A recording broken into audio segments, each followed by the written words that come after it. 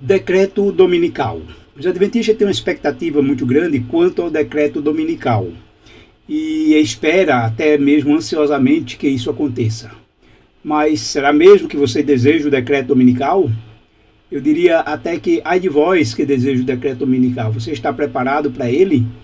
Não pense que é um tempo fácil, porque é um tempo de que vamos viver sem dinheiro, porque só vai poder comprar e vender quem se submeter a esse decreto. Assim está escrito.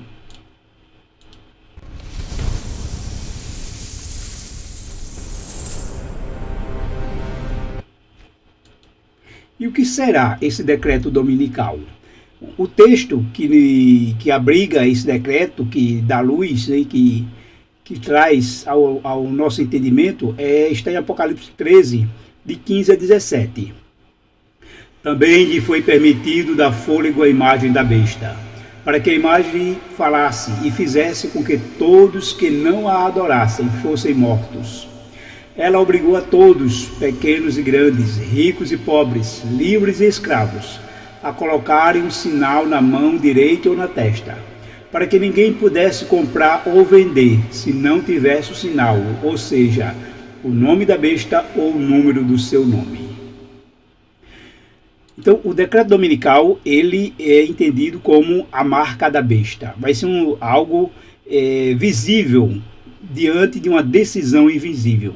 Todos terão oportunidade de tomar uma decisão. De que lado vai ficar? A sua lealdade vai ser prestada a quem? A Deus ou aos homens? Mas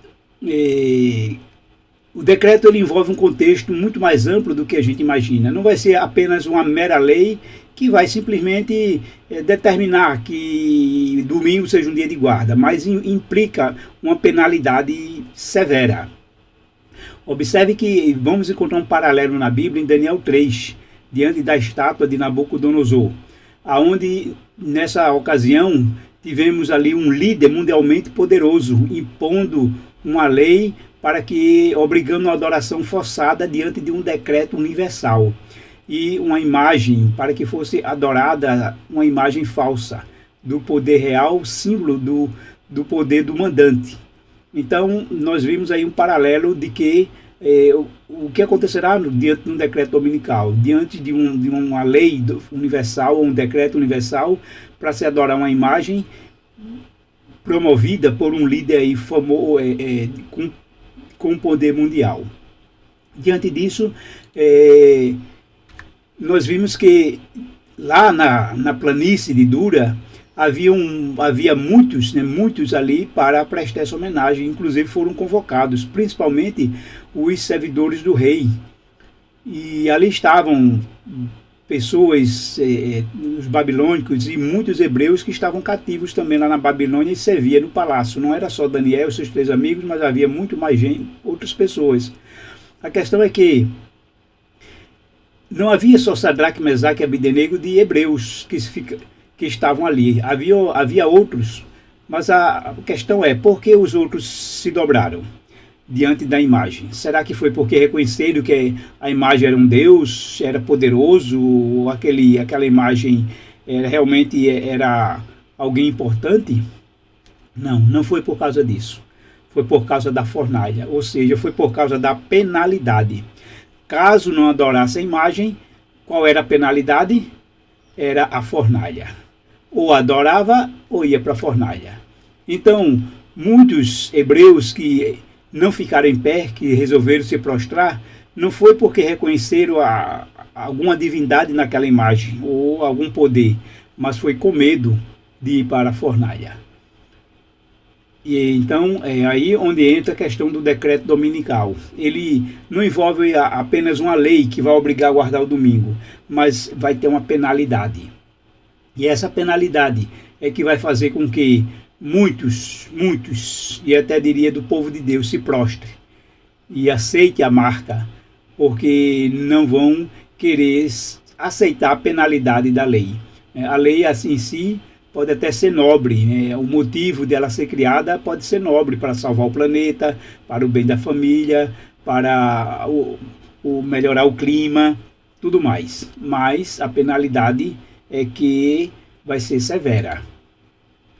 A própria Bíblia nos diz, né, ela nos coloca, e diante disso nós podemos ver que o grande conflito de Apocalipse 13 não será apenas uma disputa teológica sobre um dia de guarda, mas um teste de dependência existencial.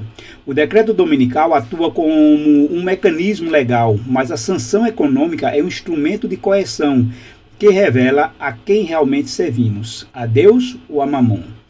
Quem é Mamon? Primeiro, o texto de Mateus 6,24, que também você pode ver em Lucas 16,13, ele diz o seguinte, né, que ninguém pode servir a dois senhores, porque ou há de aborrecer a um e amar ao outro, ou se devotará a um e desprezará o outro.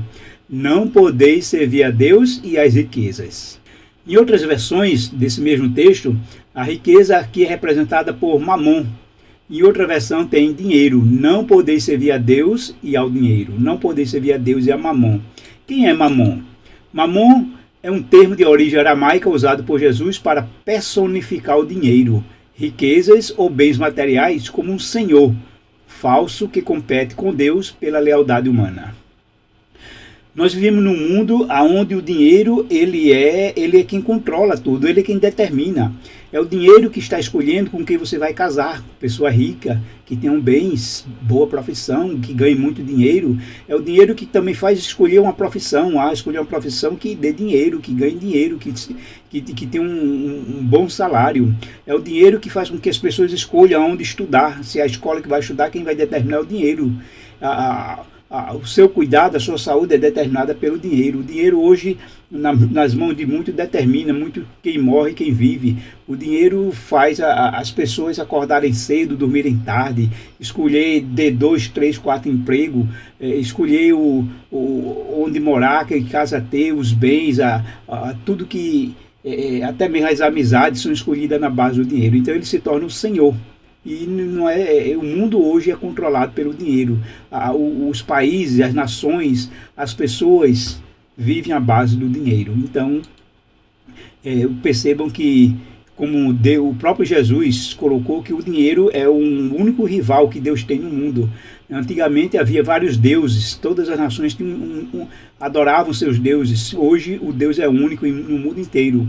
Ele toma várias formas, mas ele é único, é como o Deus supremo, como Baal era antigamente, ou Zeus, ou Júpiter. Então hoje esse Deus se chama dinheiro e ele controla a vida das pessoas. Dessa maneira as pessoas não aguentam ficar sem dinheiro, né? Porque hoje o dinheiro leva as pessoas a desprezar a Deus, porque prefere o dinheiro, o trabalho, né? E não obedece a Deus, não guarda o seu santo dia porque precisa ganhar dinheiro. Não confiam de que Deus é poderoso para sustentar, mas confiam em si mesmo, nas suas técnicas, na sua profissão, no seu trabalho, no seu dinheiro, no seu emprego. O sistema mundial hoje, né, o sistema mundial educou a humanidade para acreditar que sem dinheiro não há vida, não há segurança e não há futuro. A transição para o dinheiro digital que nós estamos entrando, né, hoje em 2026, ele torna a profecia de não poder comprar ou vender tecnicamente simples de executar. Um simples clique no sistema central pode excluir qualquer indivíduo do mercado. Estamos vendo a economia sendo controlada pelos bancos centrais, não mais pelos bancos independentes, mas pelo Banco Central, como o Pix. O Pix é controlado 100% pelo Banco Central. Passa pelos bancos, mas o controle é do Banco Central. Isso fica muito mais fácil, então, de controlar quem pode comprar e quem pode vender. E observe que a imagem da besta, ela é atribuída na testa ou na mão. Então, a marca será aceita por muitos, não por convicção religiosa, que é o sinal na testa, mas por conveniência econômica, que é o sinal na mão. Ou seja, aceita a marca da besta para não aceitar a penalidade. E não porque entende que é o dia correto de guardar, assim como muitos hebreus se prostraram diante da imagem, não porque reconheceu que ela era um deus, mas com medo da fornalha. Então, quando se aceita a marca da besta pela conveniência, para não ficar sem dinheiro, então está aceitando o sinal na mão. Mas aqueles que aceitam porque não aceitam por convicção religiosa, por entender que o verdadeiro dia do Senhor é o sábado e não o domingo, então eles eles então não aceitam esse sinal porque tem a convicção religiosa. Ou os que aceitam por entender que domingo é o dia do Senhor, então também aceitam o sinal na testa. E vemos como isso pode transmitir de uma maneira visível para as pessoas. Primeiro, ocorre na mente, na decisão de cada um, mas pode transparecer de modo visível. Nós vimos hoje que, no caso, para você fazer hoje movimentação, e a tendência é cada vez maior, hoje é no celular, na palma da mão, com apenas uns cliques e você escorregando o dedo aí no display, você então está usando o celular na palma da mão para comprar e vender. E aqueles que se recusarem a isso, né, tem as câmeras para reconhecimento facial. A gente lembra que tanto nos períodos de carnavais como jogos de futebol, algumas pessoas são presas porque são procuradas porque já estão com mandato, né, e aí por reconhecimento facial elas são presas, elas são localizadas e presas. Então vemos como as câmeras hoje, o celular vai cumprir de uma maneira, vamos dizer assim, mais visível, como esse sinal vai ser aplicado na testa e na mão, tanto para os que recebem quanto para os que não recebem. A tecnologia está sendo usada para esse fim, tanto para impedir comprar e vender, como também para agir em relações desobedientes. Dessa maneira, o sistema financeiro hoje, né, cada vez mais globalizado, é que vai permitir esse controle de comprar e vender. Logo, o povo de Deus, ele está diante do que vai vir, precisa estar preparado para o deserto financeiro. E o que é esse deserto financeiro? Biblicamente, o deserto é o lugar onde os recursos humanos cessam e a providência divina assume o controle. Dinheiro sem valor, porque o dinheiro em si, a espécie, não adianta, digamos, você guardar muito dinheiro, porque não vai querer usar em transação online, mas diante da digitalização das moedas digitais, pode ser que o dinheiro em espécie perca o valor. Ou mesmo para usá-lo, vai requerer que você use a sua biometria, o seu CPF, e aí não vai poder usar também de jeito nenhum. Então muitos que conhecem a doutrina recuarão, porque sua fé estará fundamentada na segurança material. A marca será aceita por muitos, não por convicção religiosa, mas por conveniência econômica. Eles não querem ficar sem dinheiro. Pessoas que acham e acreditam que sem dinheiro não é nada. Algo para ser um ídolo, ele dá identidade. Então, quando a pessoa entende que sem dinheiro não é nada, então o dinheiro é que ele dá identidade. Uma coisa para ser um ídolo tem que dar um propósito. As pessoas hoje vivem em função do dinheiro, para o dinheiro e pelo dinheiro, porque ele dá propósito. É com o dinheiro que você gasta e obtém tudo e vai para onde quer. Então ele dá propósito na vida. É mais uma função de um ídolo. Outra função de um ídolo é que um ídolo salva. Salva de quê? Ele vai salvar de tudo. Está precisando de um remédio, é o dinheiro. Está precisando de viajar, é o dinheiro. Está precisando de qualquer coisa, é o dinheiro. Então o ídolo salva. Então sempre que as pessoas recorrem ao ídolo para salvar, está com um problema, recorre ao dinheiro. Está alegre, recorre ao dinheiro. Então um ídolo, para ser um ídolo, ele dá identidade, dá propósito, ele salva. Então as pessoas hoje, para isso, essa escolha é fundamental entre Deus e o dinheiro hoje, porque as pessoas confiam mais no dinheiro do que em Deus. Então as pessoas hoje, dessa maneira, a marca da besta virá com essa coerção. Primeiro, tira-se o conforto e o acesso a bens básicos. Espera-se que a fome e a necessidade da família quebre a resistência do fiel. E para os que resistirem até o fim, é que virá o deserto financeiro, né, de só poder comprar e vender, com quem aceitar a marca da besta. E para os que continuarem resistentes a essas leis humanas, então é que virá o decreto de morte no final. Daí precisamos, como povo de Deus, passar por um desmame financeiro. Deus vai estar preparando o seu povo para confiar e depender inteiramente dele, não do dinheiro. E quando isso acontecer, se está escrito na Bíblia, é porque é plano de Deus. Deus quer que seja assim, que só vai poder comprar e vender quem tiver a marca da besta, e só vai poder sobreviver quem confiar nele sem precisar de dinheiro, porque Deus está fazendo um desmame financeiro do seu povo, ou seja, tirando essa dependência do dinheiro para depender dele. E aí é hora de o povo de Deus entender que se contentar com o que Deus está dando e não está querendo mais além do que Deus está dando, porque muitos não ficam contentes com o seu salário que Deus dá, então recorre a dívidas, a empréstimos, recorre a financiamento, usa o cartão de crédito, fazem prestações, porque querem ir além do que Deus dá, não se contenta. Isso mostra uma falta de confiança em Deus. Então, os que esperam o decreto para se desprenderem do dinheiro não terão força para suportar o deserto. Tem que se libertar antes, né, dessas amarras do poder do dinheiro sobre a sua vida.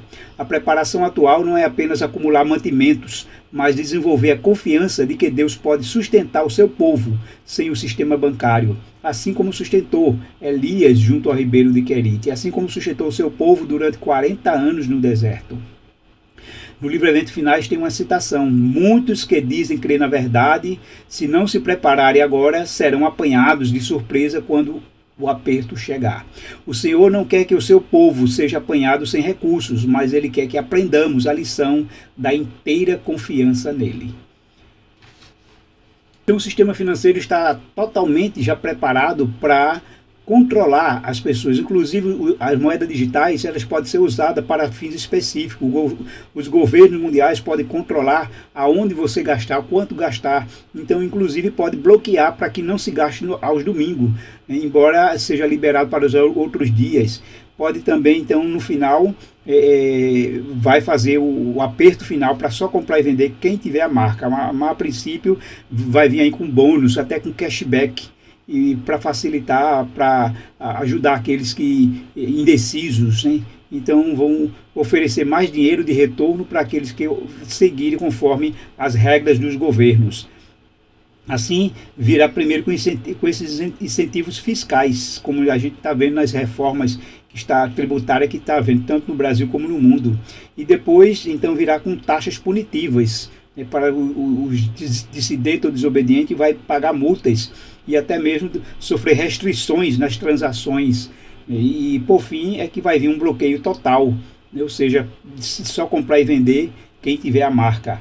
E aí o mundo caminha para uma unificação global, né, para que haja esse controle mundial. Isso não está nada difícil, né? Já, na verdade, os bancos centrais, o Banco Mundial já está todo programado para isso, né? E os países estão muitos países já estão acompanhando toda essa revolução. Diante de todo o cenário, vem a questão, né? Quando ocorrerá isso? Existe um plano, né, para se pôr em prática? O que nós vamos expor aqui é uma possibilidade. Não estou dizendo aqui que vai ocorrer exatamente de acordo com as datas que vamos atribuir. Mas, uma vez que já entendemos pelos vídeos anteriores de que estamos no ano certo, né, de que estamos entrando no ano 5.996, faltando 4 anos para começar o 6º milênio, então o mundo está caminhando para os cumprimentos finais da profecia. E aí a gente vai colocar aqui o que pode acontecer a partir desse ano, já 2026, até o final, as etapas que vão ocorrer em relação ao decreto dominical. Nós já vimos que a Fundação Heritage Foundation, que é a mesma que criou o projeto 2025, né, que serve de plano de governo para os Estados Unidos da América, ela então criou um outro projeto esse ano, agora em janeiro de 2026, que tem como título Salvando a América ao Salvar a Família, uma fundação para os próximos anos. E nesse projeto eles querem basicamente então, em nome da família, né, dos valores tradicionais, em nome do clima, querem então que se guarde, né, que uma proposta de repouso aos domingos. E isso ele já mandou, né, um documento para várias organizações, até mesmo a Igreja Adventista e tantas outras organizações nos Estados Unidos, assim como para as câmaras municipais, para as assembleias legislativas estaduais e também para o Congresso americano, para que sejam adotadas leis, né, que chama Leis Azuis, para que então coloque o domingo como um dia a ser dedicado ao repouso, à família, estar juntos, ao culto, e evitar todo tipo de trabalho possível nesse dia. E isso já é uma realidade lá nos Estados Unidos, que já começou o que fez com que a Igreja Adventista, na divisão norte-americana, lançasse uma nota oficial repudiando, rejeitando essa proposta inquietante, porque ela é contra a liberdade religiosa. E agora vejamos o que Ellen White diz sobre a marca da besta, o decreto dominical. Qual deve ser a atitude dos adventistas quando ocorrer esse decreto. Tanto está escrito em Testemunhos Seletos, página 395, como no livro Eventos Finais. Então ela diz o seguinte: desafiar as leis dominicais não fará senão fortalecer em suas perseguições os fanáticos religiosos que as buscam impor. Não devemos lhes dar oportunidade alguma de nos chamarem de violadores da lei. Prossigamos com o nosso trabalho missionário, de Bíblia na mão, e o inimigo há de ver que derrotou sua própria causa. Ninguém receberá o sinal da besta pelo fato de mostrar que compreende a sabedoria de manter a paz, mediante a abstenção de trabalho que constitua delito, fazendo ao mesmo tempo uma obra de mais elevada importância. Que obra é essa? Então ela continua dizendo: o domingo pode ser empregado para desenvolver vários ramos de trabalho que muitos farão em proveito do Senhor. Pode realizar-se nesse dia reuniões ao ar livre ou em casas de família. Pode fazer esse trabalho de casa em casa, ou seja, o trabalho missionário. Os que escrevem podem consagrar esse dia para redigir seus artigos. Realize-se cultos religiosos no domingo, sempre que possível. Tornem-se essas reuniões vivamente interessantes. Cante-se verdadeiros hinos de reavivamento e fale-se com firmeza e poder do amor de Cristo. Ou seja, não desafiar fazer um trabalho secular, mas fazer um trabalho missionário. Mas se, o que ele diz aqui, ninguém receberá o sinal da besta por fazer o trabalho missionário, por procurar não desafiar as leis, mas fazer algo que não contrarie também. Então a questão é, o que vai fazer a diferença entre receber o sinal da besta ou não? Exatamente a sua penalidade. Exatamente o que acontece se eu não receber, se eu recusar. É aqui que entra a questão financeira, que entra a questão do dinheiro. Então, já começamos em 2026 essa onda de leis azuis. Isso aqui é uma projeção do que pode acontecer ao longo desse ano, uma vez que já foi lançada a proposta para todas as câmaras municipais e estaduais em todos os Estados Unidos. Então, ao longo desse ano, podemos ver uma onda de leis azuis estaduais, aonde as legislaturas estaduais vão aprovar leis de proteção ao descanso familiar. Qual o argumento que eles vão usar? Em favor da saúde mental, do combate ao burnout, ou seja, excesso de trabalho, e não seria tido como apenas como um aspecto religioso. Eles vão adotar como um benefício social, para que não haja esse argumento de interferência do Estado em beneficiar a religião, isso que seria proibido pela primeira emenda americana.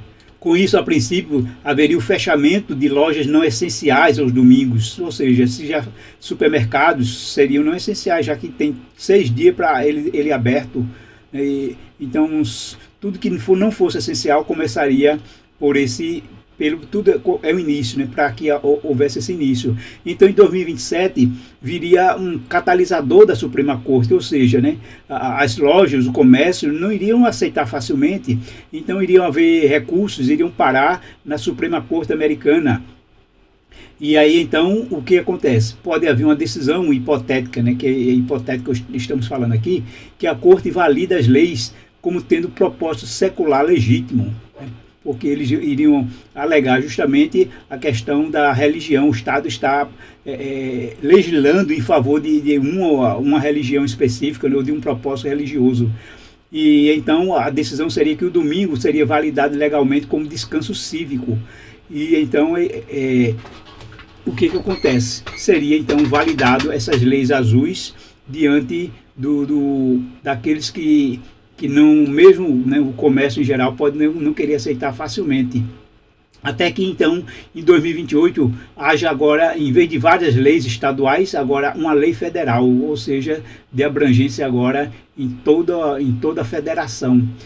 E o Congresso então aprovaria essa lei em 2028 para servir como um resgate da família, em defesa dos valores tradicionais. Então aí obrigaria o fechamento ou impõe taxas proibitivas, o fechamento geral. e fazer com que o domingo realmente pare tudo, né? Seria um lockdown geral, com uma justificativa de reconstruir o tecido social da América.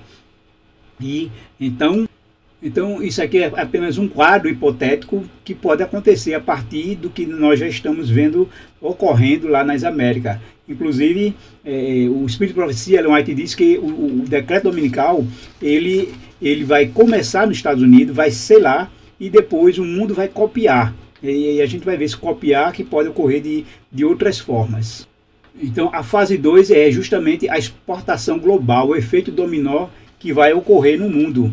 Para 2028, vamos ver que os Estados Unidos podem inserir cláusulas de padrões trabalhistas justos em renovações de acordos comerciais. Por quê? Porque os Estados Unidos podem argumentar que países que operam 7 dias por semana estão fazendo um dumping social, né? Ou seja, uma concorrência desleal contra os trabalhadores americanos que descansam aos domingos. Então, para exportar para os Estados Unidos sem tarifa extras, vamos dizer que isso tenha no decreto, né? Vocês devem garantir um dia de descanso uniforme para seus trabalhadores, isso, ou seja, aos domingos, alinhado ao mercado ocidental. Vemos hoje a guerra das tarifas, e isso aí já está sendo um meio, né? Assim como vamos ver da questão dos imigrantes. E é um meio já preparando o mundo para o que virá em relação quando vier o decreto dominical.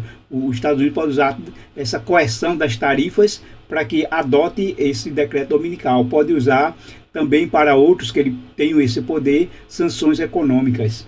Então, e outros vão adotar, assim como a gente está vendo que alguns países europeus estão adotando uma política anti-imigração, sem precisar que os Estados Unidos fizessem nenhuma imposição, apenas está copiando o que os Estados Unidos está fazendo. Então outros vão simplesmente copiar, porque acham que é bom, né? Estão vendo que estão dando certo. E assim, várias maneiras podem acontecer. Em 2029 pode haver uma convergência climática religiosa. Em meio à crise climática que nós estamos vendo, os Estados Unidos, por exemplo, um inverno altamente rigoroso, praticamente a metade do país debaixo da neve, e a tendência em outras regiões, quando é verão, é um calor insuportável, ou enchentes, né, maremotos, até tsunami. A tendência é sempre vir cada vez, a questão climática é cada vez mais grave. Então a ONU e os fóruns econômicos, como Davos, começam a recomendar o Domingo Verde como um dia de paralisação industrial global para reduzir emissões de carbono. E com isso, os líderes religiosos globais, como o papado, líderes evangélicos e ortodoxos, unem-se a sindicatos e ambientalistas. O discurso funde em uma coisa: cuidar da criação, ou seja, do meio ambiente, com o direito do trabalhador e o dia do Senhor. Tudo isso numa aliança aí mundial para estabelecer esse dia de descanso. A União Europeia e países da América Latina, já culturalmente são católicos, adotam rapidamente as medidas para se alinhar economicamente aos Estados Unidos e politicamente à agenda climática. Tudo isso em 2019. E para 2030, podemos ver aí um cenário onde o sistema financeiro global, ou seja, as moedas digitais controladas pelos bancos centrais, ele é integrado ao sistema de identidade digital. Ou seja, a movimentação não vai passar a ser só uma senha, mas pode ser a sua biometria digital e o reconhecimento facial, que no caso os celulares vão cada vez mais, né, com a tecnologia, vão estar habilitados para isso.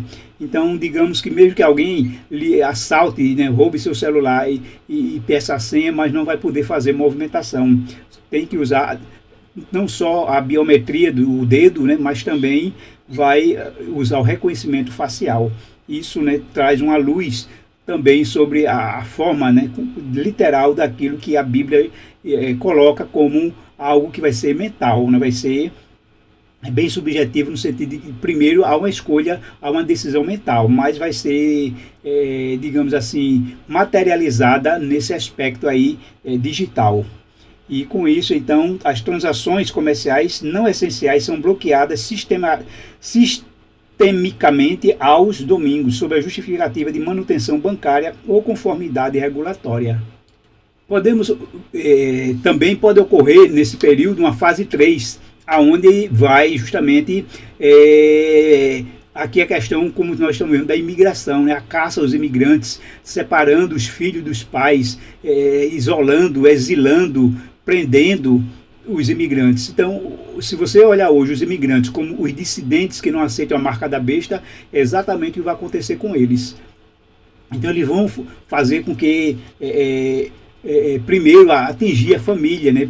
Separar os filhos dos pais. Vai ser um problema realmente, uma pressão muito grande sobre a lei da tutela do bem-estar ideológico, onde, por exemplo, pode dizer que os pais estão impedindo os filhos de ter uma vida melhor, de fazer com que os filhos façam recusam às normas cívicas.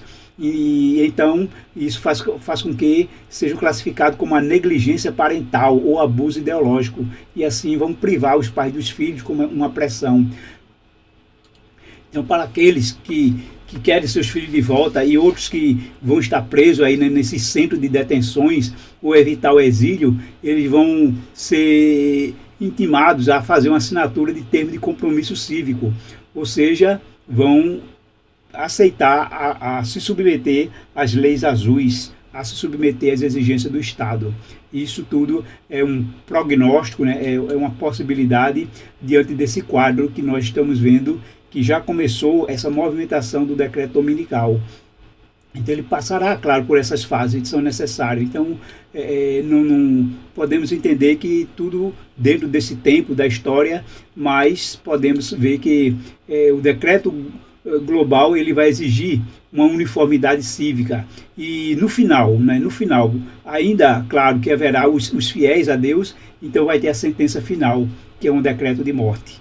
Esse decreto de morte ele ocorrerá justamente porque durante ao longo de todo esse celeuma, né, da questão do decreto dominical, vai ser a oportunidade do evangelho ser pregado em todo o mundo, de as pessoas tomarem as suas decisões de que lado vai ficar. Deus estará dando a oportunidade final de as pessoas decidirem se obedece a Deus ou aos homens, se submete ao que Deus está ordenando ou às ordenanças humanas.